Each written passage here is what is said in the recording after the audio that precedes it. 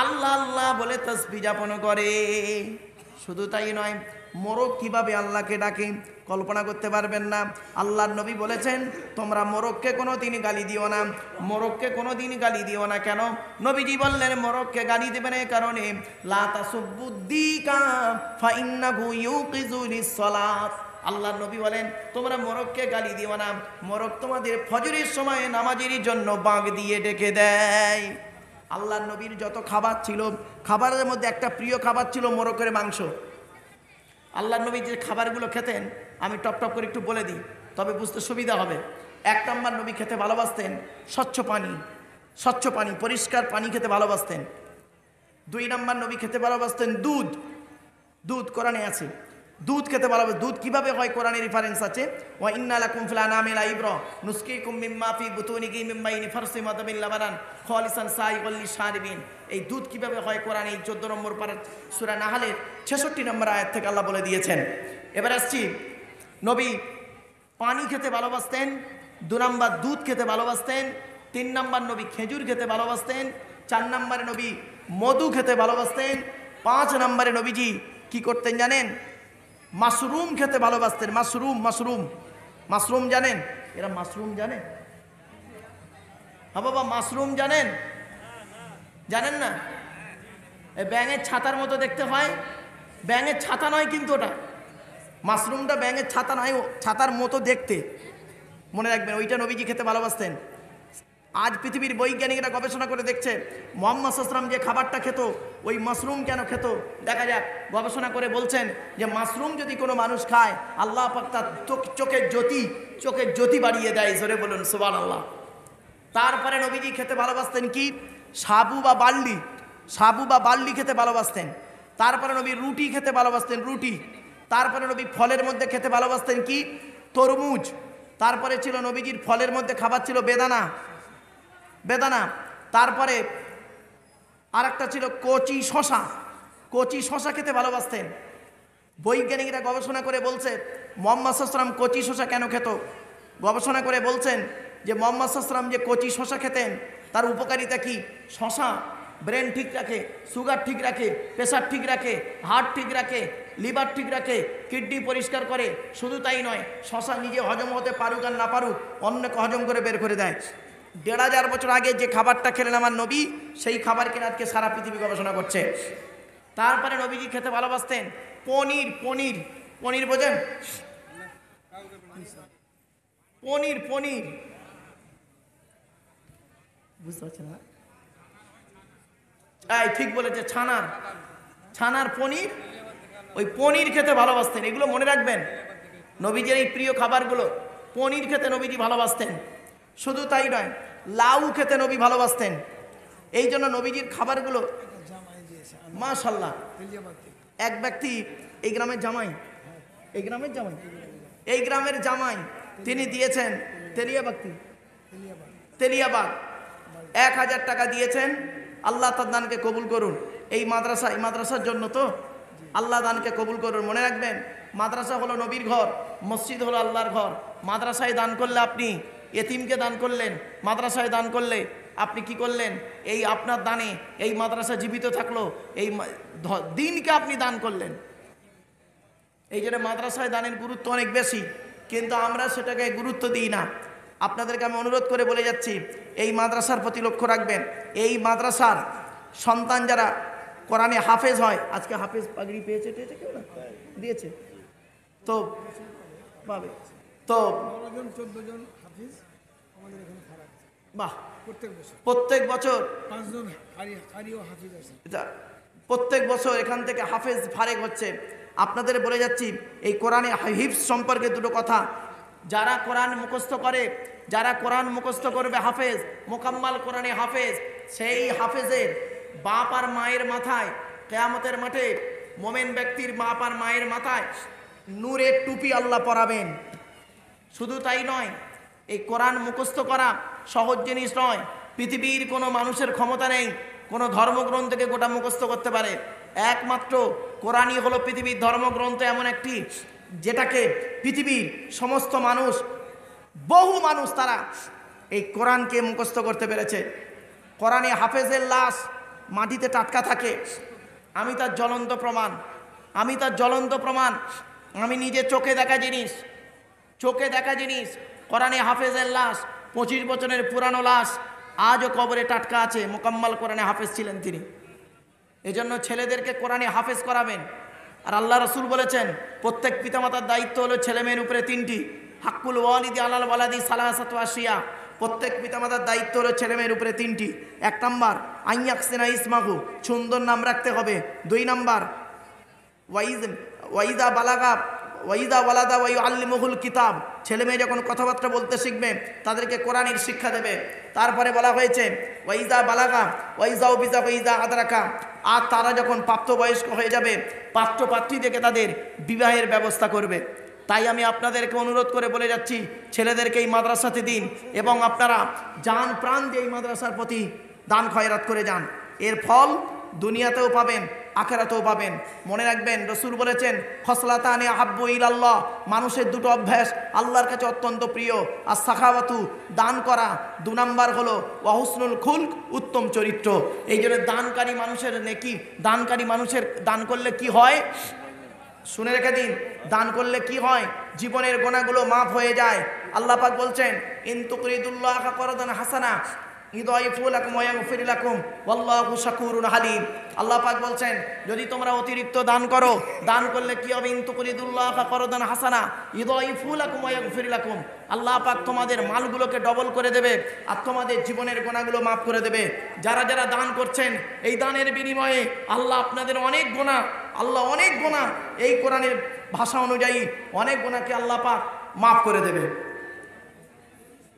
সেজন্য আল্লাহ পাক কোরআনে বলছেন ইউসাব্বিহু লিল্লাহি মা ফিস সামাওয়াতি ওয়া মা ফিল আরদি, আসমানে পৃথিবী জমিনে যা কিছু আছে সকলে আল্লাহ পাকের তাসবিহ যাপন করে। আর সে আল্লাহকে ওয়া হুয়াল আজিজুল হাকিম, সে আল্লাহ হলেন পরাক্রমশালী, প্রজ্ঞাময়।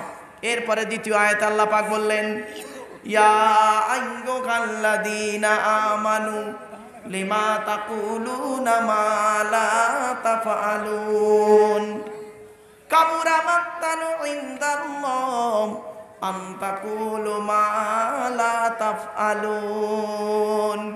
এর বাংলা মানেটা কি? আল্লাহ পাক কোরআনে বললেন হে ঈমানদার বান্দাগণ, ইয়া আইয়ুহাল্লাযীনা আমানু, হে ঈমানদার বান্দাগণ, লিমা তাকুলুনা, তোমরা ওগুলি কেন বলো যেগুলি তোমরা নিজেরা করো না। আল্লাহর কাছে অপছন্দের জিনিস ওই সমস্ত। আনতাকুলু, তোমরা লোককে বলে বলে বেড়াও।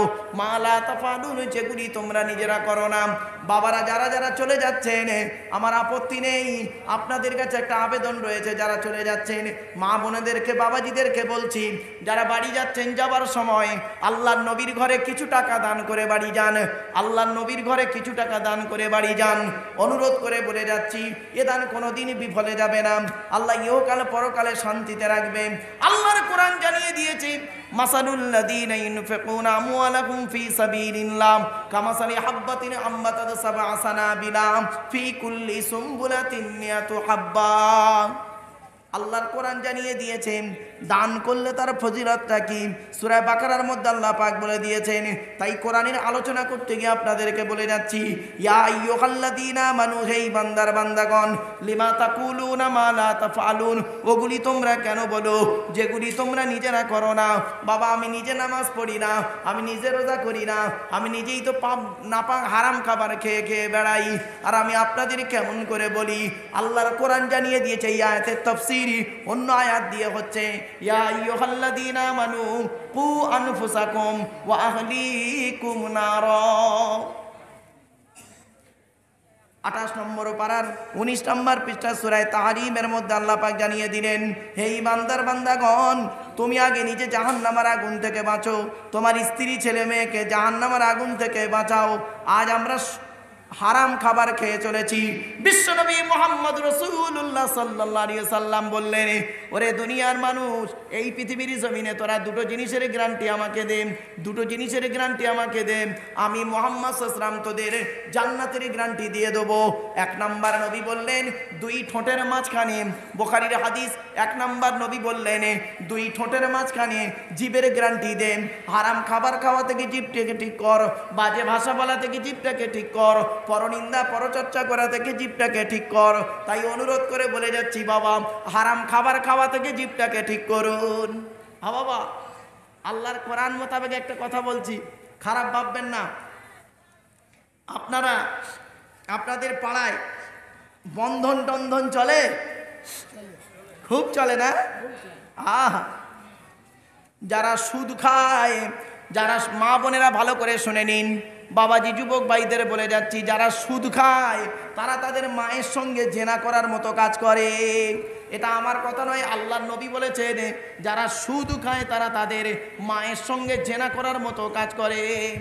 খবরদার, সুদ খাওয়া থেকে বন্ধ করুন। সুদ হলো হারাম, সুদ হলো হারাম। আল্লাহর কোরআন জানিয়ে দিয়েছেন, খবরদার তোমরা সুদ কারবার করো না, সুদ খাবার খেও না। 2 নাম্বার আল্লাহ বললেন, এখানে বলা হয়েছে ক খ গ, সুদ খাওয়া হারাম। তারপরে আসছি মদ খাওয়া হারাম। মদ মদ হাওয়াই পাড়ায় বন্ধ, বাংলা মাল ভালো চলছে, মদের কারবার। মদ খায় না কেউ না, তবে যেই খাও না বলে দিচ্ছি, কোরআনের আয়াত যখন এসেছে আল্লাহ পাক কোরআনে বলে দিয়েছেন 4 জায়গায় মদকে আল্লাহ কোরআনে হারাম করেছেন। মদ খাওয়া হারাম। সুতরাং অনুরোধ করে বলে যাচ্ছি, সুদ খাওয়া থেকে পরেজ করুন, মদ খাওয়া থেকে পরেজ করুন। 3 নাম্বার খুব ইম্পর্টেন্ট কথা, সেটা হলো ব্যভিচার থেকে দূরে সরে থাকুন, জেনা করা থেকে দূরে সরে থাকুন। পৃথিবী ধ্বংসের লক্ষণ তো এটা, জেনা ব্যভিচার বেড়ে যাবে। ঘরের ভেতরে এখন জেনা চলছে, ঘরের বাইরে এখন জেনা চলছে। কত ভাবি আছে দেওরদের সঙ্গে গন্ডগোল করে বসে আছে, আর স্বামী স্ত্রী দুজনে চাকরি করে।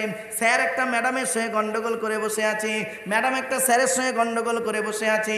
সন্ধ্যাবেলা দুজনে যখন বাড়ি আসছে, মোবাইলের নাম্বারগুলো ডিলিট করে দিয়ে সুফি সাহেব হয়ে দুজন ফেরেস্তা করে ঢুকছে। দেখলে মনে হবে না? এজন্য অনুরোধ করে বলে যাচ্ছি, ব্যভিচার থেকে দূরে সরে দেখো। আল্লাহর নবী মেরাজে গেলেন, জান্নাত জাহান্নাম দেখলেন, জাহান্নামার দরজাটা খুলে দেওয়া হয়েছে। এই যুবক যুবতীরা শুনে নাও, জাহান্নামার দরজাটা খুলে দেওয়া হয়েছে। আর জাহান্নামার গেটেই যাদের দেখতে পেলেন তারা কারা জানেন? ব্যভিচারকারী নারী আর পুরুষ। পূজার রক্ত বেরোচ্ছে লজ্জাস্থান থেকে।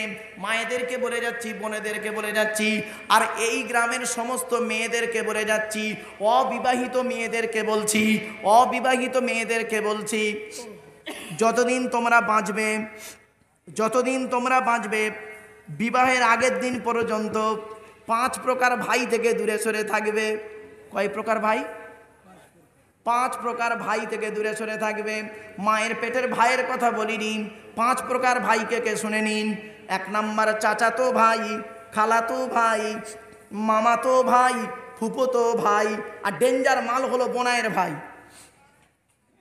বোনায়ের ভাই, শোন ভাই, হ্যাঁ কি বলে? শোন ভাই বলে, আমার দাদা শালি যা ইচ্ছা তাই করতে পারি, ফিরি ফিরি। আল্লাহর কোরআন জানিয়ে দিয়েছে, লা তাকরাবুজ জিনা, ব্যভিচার করা তো দূরের কথা, ব্যভিচারের ধারে বাড়েও যেও না। ইন্নাহু কানা ফাহিশা, এটা খুব নোংরা কাজ, বাজে রাস্তা। তাই আজ আমি আপনাদেরকে বলে যাচ্ছি, আল্লাহর কোরআন বলছে, হে ইমানদার বান্দাগণ, ওগুলি তোমরা কেন বলো যেগুলি তোমরা নিজেরা করো না। কাবুরা মাকতান ইনদাল্লাহ আও তাকুলু মা লা তাফআলুন, আল্লাহর কাছে অপছন্দনীয় জিনিস ওই সমস্ত, আন তাকুলু তোমরা লোককে বলে বলে বেড়াও, মা লা তাফআলুন যেগুলি তোমরা নিজেরা করো না। বাবা, আমি আপনাদেরকে কি বলবো? আমি নিজেই যদি নামাজ না পড়ি আমার অবস্থা কি হবে জানেন? আল্লাহ কোরআনে বলে দিয়েছে, ওয়ালাকাদ যারানা লি জাহান্নামা কাসীরাম মিনাল জিন্নি ওয়াল ইনসি লাহুম কুলুবুল লা ইয়াফকাহুনা বিহা ওয়া লাহুম আয়ুনুল লা ইউবসিরুনা বিহা ওয়া লাহুম আযানুল লা ইয়াসমাউনা বিহা উলাইকা কাল আনআমি বাল হুম আদাল্লু উলাইকা হুমুল গাফিলুন।